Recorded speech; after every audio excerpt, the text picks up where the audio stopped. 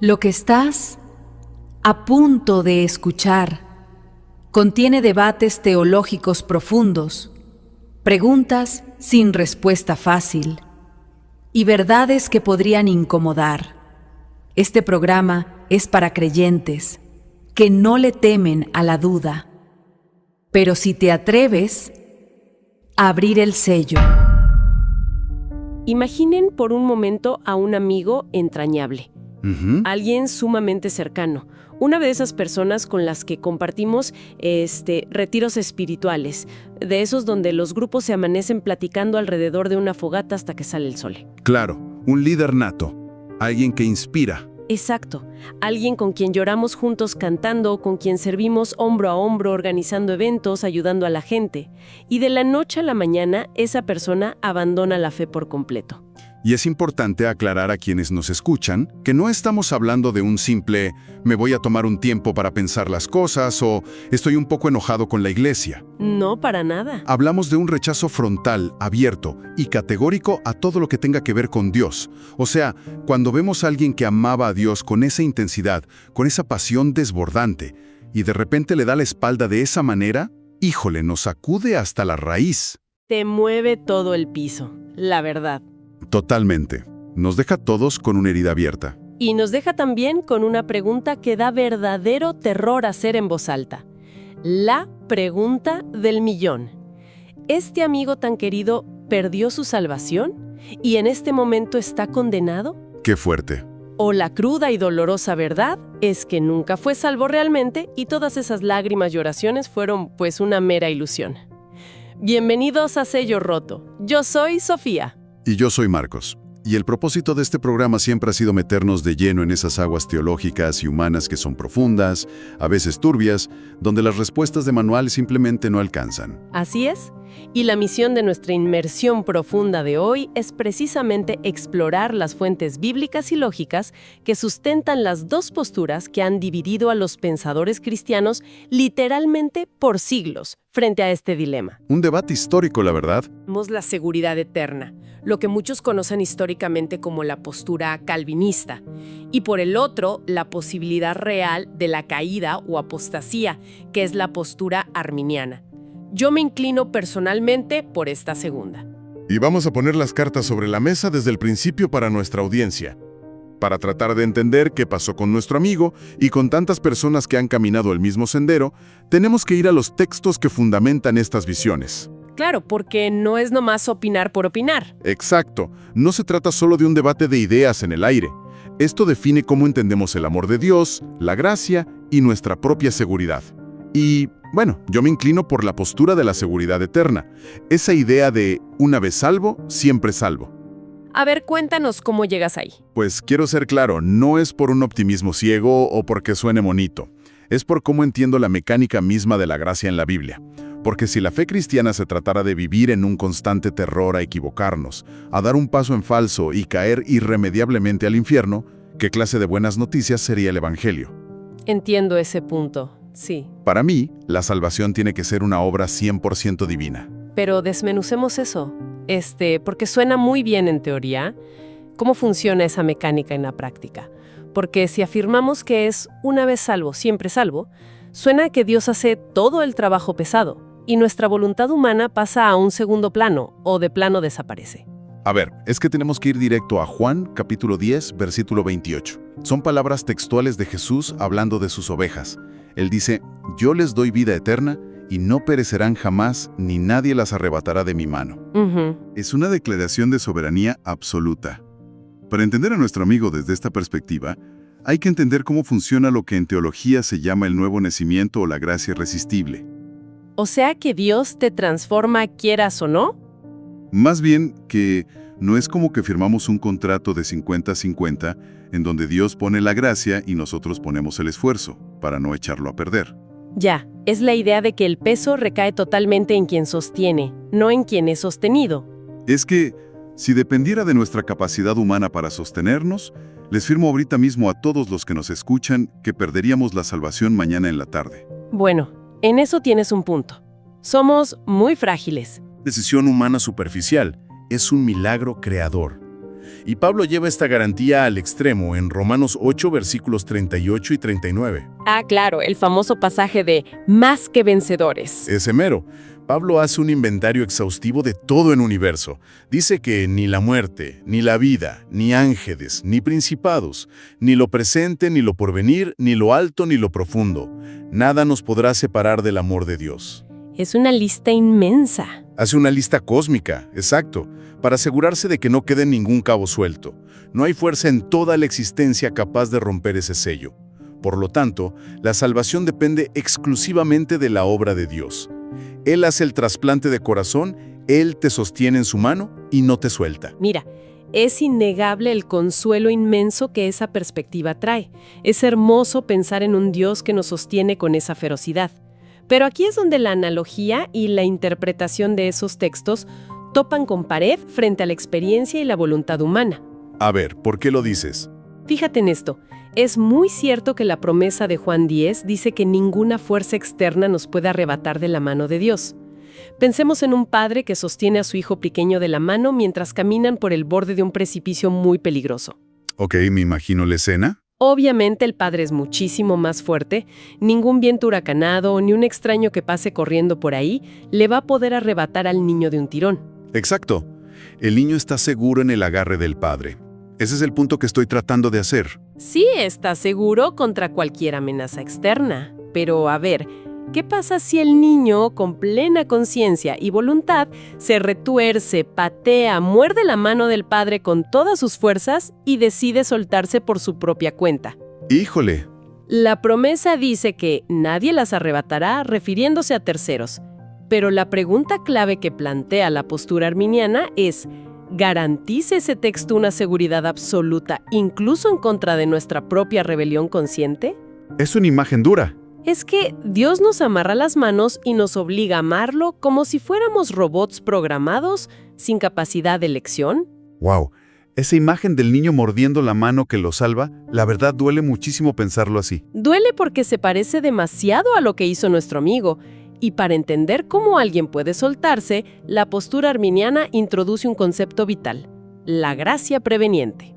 Ajá, he escuchado de eso. Esto significa que la humanidad está caída, sí, pero Dios extiende una gracia previa que, digamos, despierta nuestra voluntad, nos restaura la capacidad de decir sí a Dios.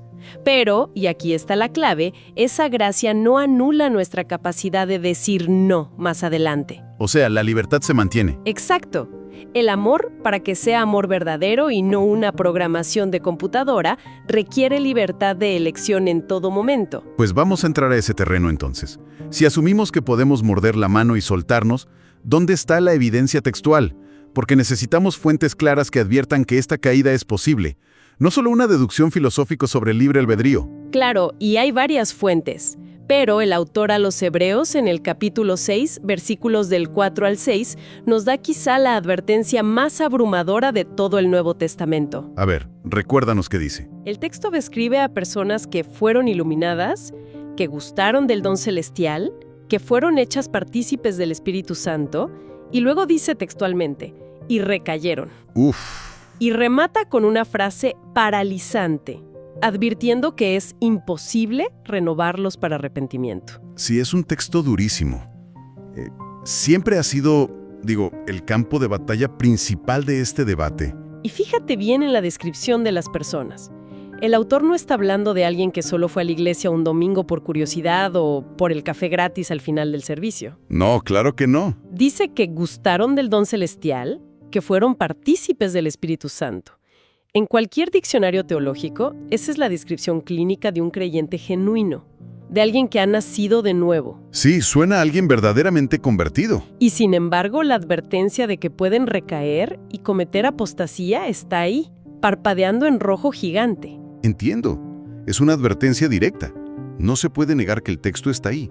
Y no es un caso aislado, ¿eh? Pablo lo refuerza con una lógica espacial muy interesante en Gálatas 5, versículo 4. Le está hablando a creyentes que querían abandonar la gracia para volver a justificarse cumpliendo las reglas de la ley antigua. Ok. Y les advierte: de la gracia habéis caído. Lógicamente, y esto es puro sentido común, no es posible caerse de un lugar en el que nunca se estuvo. Buen punto. O sea, no puedes caer de un balcón si nunca entraste al edificio. Si cayeron de la gracia es porque antes estaban en la gracia. La fe requiere una perseverancia activa. Es una relación viva que hay que nutrir, no una bóveda de banco que se cierra por fuera y ya. Ya. Y ahí es donde ambas posturas chocan de frente a 100 kilómetros por hora, porque esa interpretación que presentas, aunque parece darle sentido al libre albedrío y advierte sobre el peligro, desde mi perspectiva destroza otras garantías bíblicas. ¿Tú crees?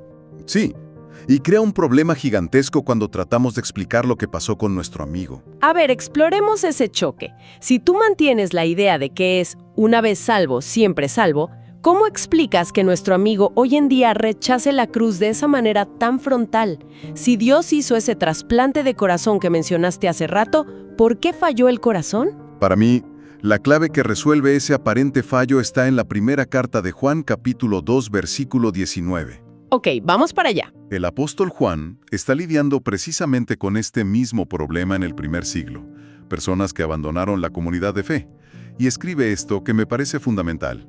Salieron de nosotros, pero no eran de nosotros, porque si hubiesen sido de nosotros, habrían permanecido con nosotros. Ajá. Juan establece aquí una regla de oro inquebrantable. La permanencia es la prueba definitiva de la autenticidad. O sea, me estás diciendo que la implicación directa para nuestro amigo es, ¿qué exactamente? Pues la implicación es que el hecho de que se haya ido es la evidencia, triste, devastadora si quieres, pero innegable, de que su fe fue una ilusión desde el principio. Híjole. Nunca conoció a Dios de verdad. Volviendo a la analogía médica, su corazón nunca fue trasplantado por Dios. Fue un corazón artificial creado por su propio esfuerzo. Pero a ver, espérame un momento. Déjame terminar la idea. Todo ese liderazgo, las madrugadas orando, la pasión desbordante, fue una experiencia emocional muy intensa, una convicción psicológica, tal vez presión social, pero no hubo una regeneración real en su espíritu. No, bueno. Porque la lógica de Juan es implacable. Si hubiera nacido de nuevo de verdad, habría permanecido. No, espérame. Es que hay que detenernos a analizar el peso de lo que acabas de decir, porque tiene unas implicaciones humanas y pastorales brutales. Sé que es difícil de escuchar. Es que piensa en el costo psicológico de esa postura. ¿Cómo podemos decirle a alguien que su fe, sus lágrimas genuinas, sus oraciones a las 3 de la mañana intercediendo por otros, sus momentos de consuelo sintiendo a Dios, que todo eso fue una mentira? Es que no se trata de querer lastimar a nadie de verdad.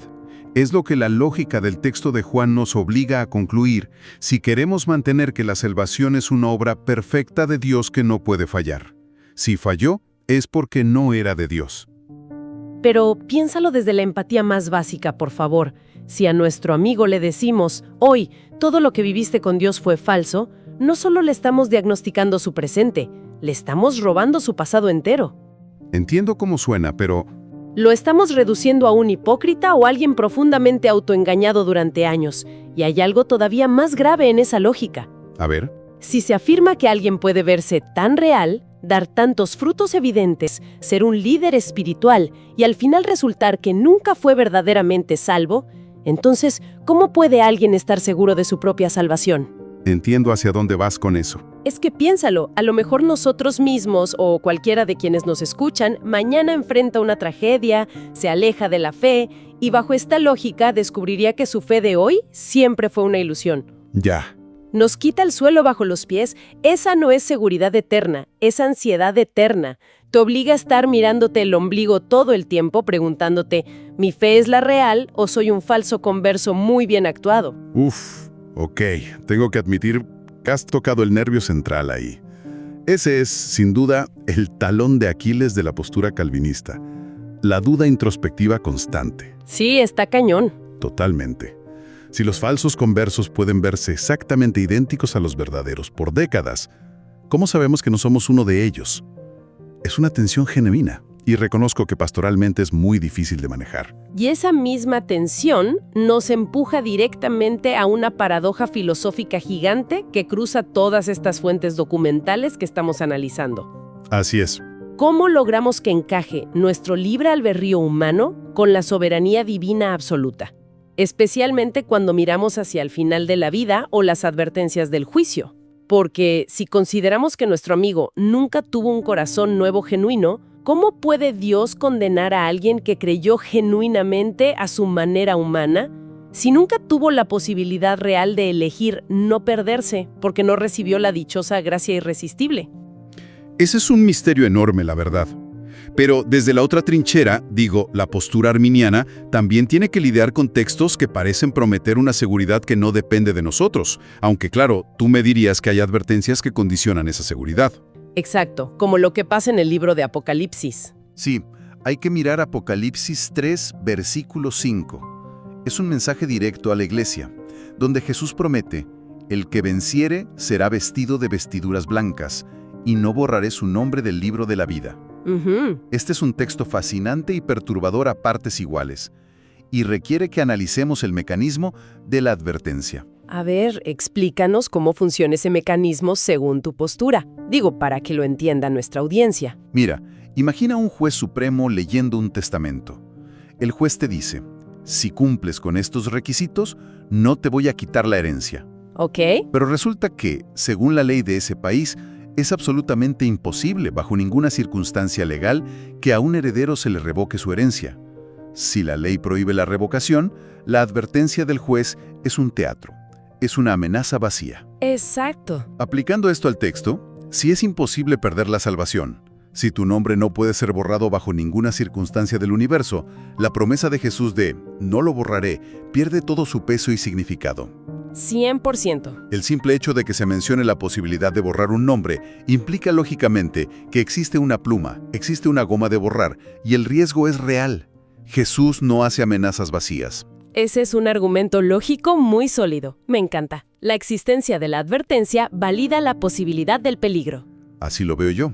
Pero creo que necesitamos aterrizar esto, porque la teología, cuando es buena, no se queda encerrada en los libros de texto o en los debates académicos. Tiene que bajar a la calle y sobrevivir a la vida real. De acuerdo.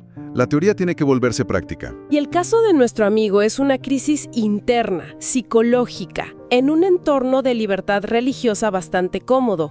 Pero llevemos esta misma teología a su límite absoluto. ¿Qué pasa cuando la presión viene de afuera? Hablemos de los creyentes que viven bajo persecución severa. Ese es el laboratorio definitivo para cualquier creencia. Así es. Imaginemos el escenario de estar en un país donde declararte cristiano no significa perder seguidores en redes sociales, sino que te puede costar literalmente la vida. Te puede llevar a la cárcel, a la tortura. Exacto. O a que te quiten a tu familia. ¿Cómo impacta lo que uno cree sobre la seguridad de su salvación en ese momento exacto, cuando el dolor físico es insoportable? Es una pregunta profunda. Desde la postura que defiende la posibilidad de caer, la arminiana, saber que puedes perder tu salvación es precisamente el mecanismo que te mantiene vivo y alerta espiritualmente bajo la persecución. Claro, porque sabes que hay mucho en juego. Te mantiene humilde y sobre todo en un estado de vigilancia absoluta. Comprendes que la fe no es como un seguro de vida que compraste una vez, firmaste y guardaste en un cajón olvidado. No, para nada. Es una relación de dependencia vital que tienes que alimentar cada hora. Pero a ver, bajo tortura, esa vigilancia suena a un peso insoportable, ¿no crees? Yo creo que el contrario, te empuja hacia la fuente de vida. Cuando la presión externa de la persecución intenta aplastar tu espíritu, esa conciencia aguda del riesgo te hace depender de la gracia divina día a día, minuto a minuto, para no ceder ante el miedo. Entiendo. Te hace aferrarte desesperadamente a Cristo porque sabes que soltarte, que negar tu fe por evitar el dolor temporal, tiene consecuencias eternas. Esa urgencia es el motor de la perseverancia. Entiendo la lógica, de verdad. Pero lo veo exactamente al revés. Y aquí es donde quiero retar esa idea de la vigilancia como motor. A ver, adelante. Si alguien está enfrentando una persecución a muerte, si está siendo torturado, si su mente se está quebrando por el dolor físico y el pánico, francamente, lo último que necesita esa persona es pensar que si su fuerza de voluntad flaquea en el último segundo de agonía, todo está perdido y se va al infierno. Pero el llamado bíblico es a ser fieles hasta la muerte para recibir la corona de la vida. Eso implica mantener esa voluntad firme, ¿no? Sí, pero nuestra voluntad humana es de cristal, se rompe. Bajo esa presión extrema, lo único que le da a un mártir el valor real para no rendirse, para caminar hacia los leones en la arena o enfrentar un pelotón de fusilamiento, es la certeza absoluta e inquebrantable de que su alma ya está segura. Es una forma muy distinta de verlo. No depende de sus propias fuerzas menguantes, ni de su capacidad psicológica para resistir el dolor. Depende única y exclusivamente de la fuerza infinita de aquel que lo compró en la cruz. Es como si la seguridad fuera el escudo contra el miedo, digamos. Exactamente. Es el ancla del alma. Saber que aunque el cuerpo ceda, aunque la mente se rompa bajo tortura y balbucee una negación movida por el pánico puro, la mano del Padre es infinitamente más fuerte que ese momento de debilidad humana. Wow. El mártir puede descansar en que Dios no lo va a soltar, incluso si él ya no tiene fuerzas para agarrarse. Esa seguridad incondicional es lo que verdaderamente da paz en medio de la tormenta más oscura. Es un argumento inmensamente poderoso, la verdad, lleno de gracia. Y digo, comprendo el atractivo de esa postura.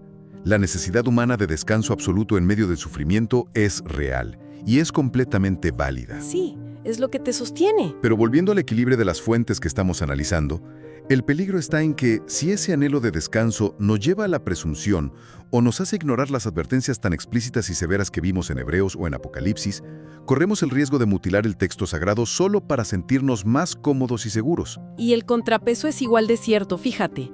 Si hacemos que la salvación depende en última instancia de que nuestra voluntad y nuestro esfuerzo nunca fallen, ¿corremos el riesgo de minimizar la obra perfecta de la cruz? Es un buen punto también. Terminamos convirtiéndonos sutilmente en nuestros propios cosalvadores, pensando que el sacrificio de Cristo no fue suficiente sin nuestra ayuda. Es un verdadero choque de trenes teológico.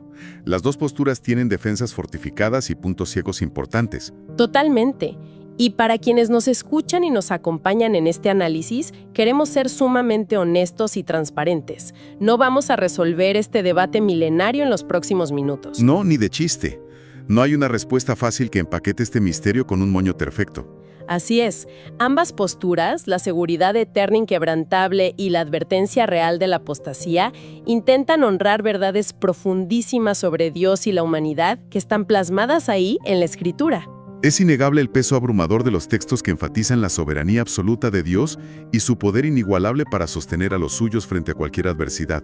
100%. Y al mismo tiempo, es igual de innegable la claridad y severidad de las advertencias bíblicas que nos exigen una perseverancia activa y nos alertan sobre el peligro de alejarnos.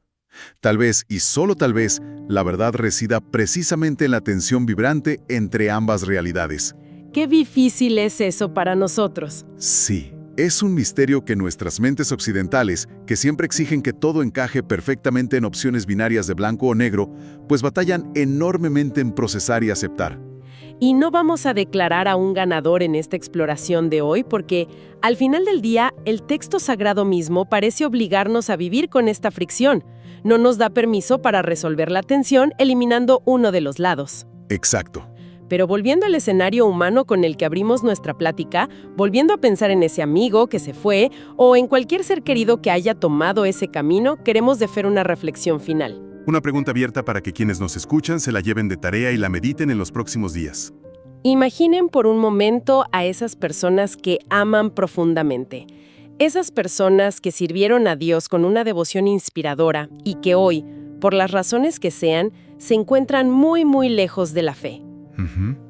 Si el destino final de esos seres queridos es en última instancia un misterio impenetrable para nosotros, si no tenemos acceso al registro final en el libro de la vida para saber si su corazón fue verdaderamente regenerado o si la gracia preveniente sigue operando en ellos, ¿cómo cambia esa incertidumbre en la manera en que los amamos el día de hoy? ¡Qué buena pregunta! ¿Y cómo transforma esa tensión teológica la forma en que los tratamos cuando nos los topamos de frente en la calle o en una reunión familiar? Sí, ¿cómo reaccionamos? ¿Cómo cambia el tono y la pasión de nuestras oraciones por ellos? Porque si vivimos en esta tensión, ya no podemos orar desde la arrogancia de los que se sienten intocables, de los que estamos adentro mirando con desdén a los de afuera. Para nada. Nos obliga a orar desde una humildad profunda, desde una urgencia teñida de gracia inmerecida. Y yendo un paso más allá, Hay una pregunta aún más profunda que toca el núcleo de nuestra fe. ¿Qué dice sobre el carácter inescrutable del Dios que adoramos el hecho de que haya decidido permitirnos vivir con esta tensión irresuelta en su palabra? Sí, está cañón pensarlo así. O sea, ¿por qué no lo inspiró de una forma más fácil de sistematizar y entender? Pues quizá porque lo que él busca, más que nuestro dominio intelectual sobre un sistema teológico impecable sin fisuras, es nuestra dependencia continua de él, precisamente en medio de la incertidumbre. Una dependencia que nos mantenga con los ojos fijos en él y no en nuestras propias certezas. Exactamente. Se nos acaba el tiempo por hoy en este espacio. Queremos darles las gracias enormes a todos por acompañarnos en esta inmersión profunda. Gracias por atreverse a entrar a estas aguas lodosas y complejas con nosotros. La invitación sigue abierta para que continúen cuestionando, yendo directamente a leer y analizar las fuentes por ustedes mismos y, sobre todo, explorando su fe con honestidad intelectual y sin miedo a hacer las preguntas difíciles.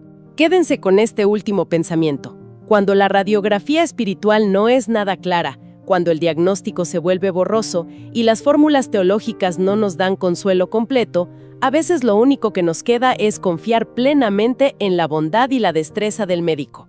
Hasta la próxima inmersión.